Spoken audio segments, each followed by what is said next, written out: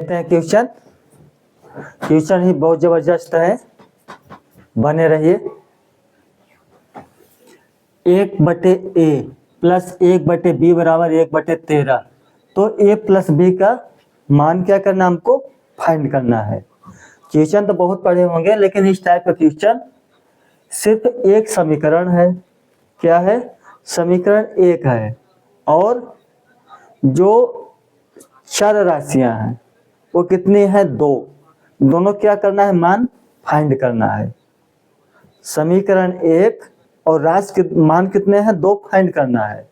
ताकि देखें, अभी तक जो पढ़े होंगे आप, इक्वेशन समीकरण दो रहते होंगे तो उसका जो मान होता होगा चर का, यानी वेरिएबल का, उसका आप निकालते हो समीकरण दो से, ठीक। लेकिन यह क्या है? समीकरण आपका एक ही है और मान कितने फाइंड करने हैं? 2। आइए देखते हैं। 1/a प्लस 1/b बराबर 13। तो a प्लस b का मान 1/a प्लस 1/b बराबर 1/13। अब क्या करिए? दोनों पक्षों में ए बी से गुणा कर दीजिए।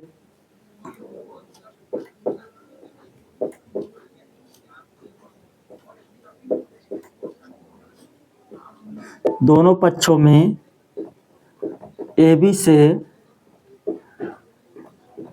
गुणा करने पर एक पक्ष हो गया, एक पक्ष हो गया, तो ए बी और 1/a प्लस 1/b बराबर ए बी गुणित 1/13। अब इस ए बी के इसमें गुणा करिए, तो A B upon A plus A B upon B बराबर ए बी बटे 13। अब देखिए, ए से कैंसिल हो जाएगा, यहाँ बी से बी कैंसिल हो जाएगा, तो क्या बचा? बी प्लस ए बराबर ए बी बटे 13। या इसी को लिख सकते हो ए प्लस बी बराबर ए बी बटे 13। क्योंकि जो जोड़ होता है, जोड़ में क्रम विनिमय नियम होता है। क्रम विनिमय नियम क्या होता है? लागू होता है। यानी चाहे 2 + 3 करो या 3 + 2 करो। अब यहाँ पर दोनों पक्षों में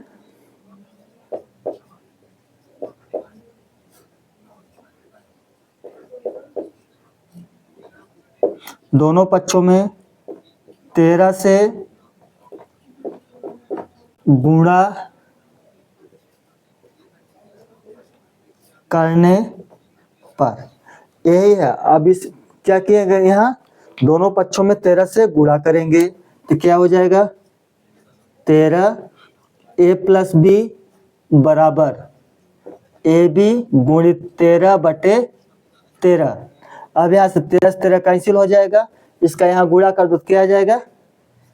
13a प्लस 13b बराबर A B, right.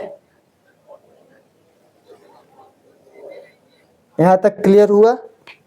13a plus 13b बराबर ए बी। अब जो है 13 है प्लस 13b है, इसको क्या करो? पक्षांतर कर दो उधर। तो इधर किस में है? ये प्लस में, उधर क्या हो जाएगा? माइनस में। तो A B minus 13a minus 13b बराबर क्या हो गया? 0। ठीक, देखो ए बी हो गया, इधर पर क्या हो जाएगा? -13a minus 13b। अब जो ये बायां पक्ष है, आए क्या है? दायां पक्ष। तो बाएं पक्ष में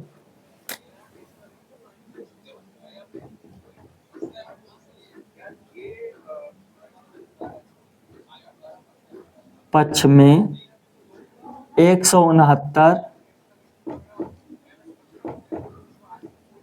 जोड़ने और घटाने पर, यानी कौन सा पद? ये जो बायां वाला पक्ष है, इसमें हम कर रहे हैं। क्या करेंगे? 169 जोड़ेंगे और 169 घटाएंगे, क्योंकि कोई भी समीकरण हो, कोई मान हो, उसमें दूसरा कोई मान उतना ऐड करो, यानी उतने जोड़ो उतना घटाओ, तो उसके मान में कोई परिवर्तन नहीं होता है। तो 169 जोड़ेंगे, 169 क्या करेंगे, घटाएंगे। तो A B minus 13A minus 13B minus 169 और प्लस 169 बराबर 0। यही लिखा है ना कि 169 जोड़ने और घटाने, यानी 169 जोड़े भी और 169 घटाए भी।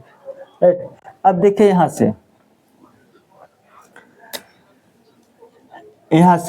ए बी, इसमें से ए कॉमन कर लीजिए। जब ए कॉमन करेंगे तो क्या बचेगा, बी माइनस 13, यही बचेगा। अब यहाँ से ए और ए, ठीक, यहाँ से क्या कॉमन करिए, 13 माइनस 13।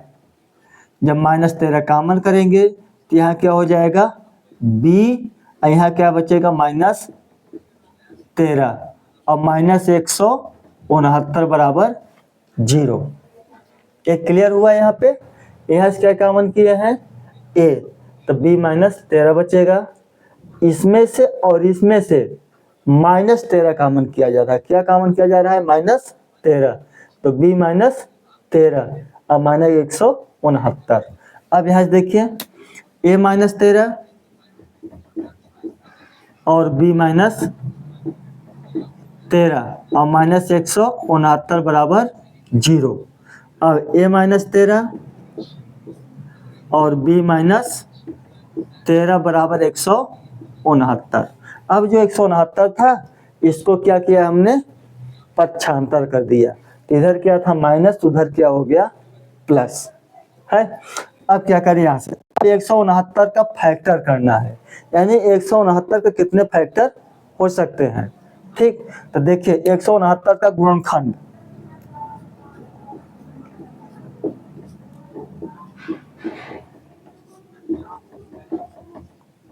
गुणनखंड पहला केस क्या होगा, यानी पहले स्थिति 1 में, यानी 1 गुणित 169 और दूसरी स्थिति क्या होगी 169 गुणित 1 और तीसरी स्थिति केस कितना हो जाएगा 13 गुणित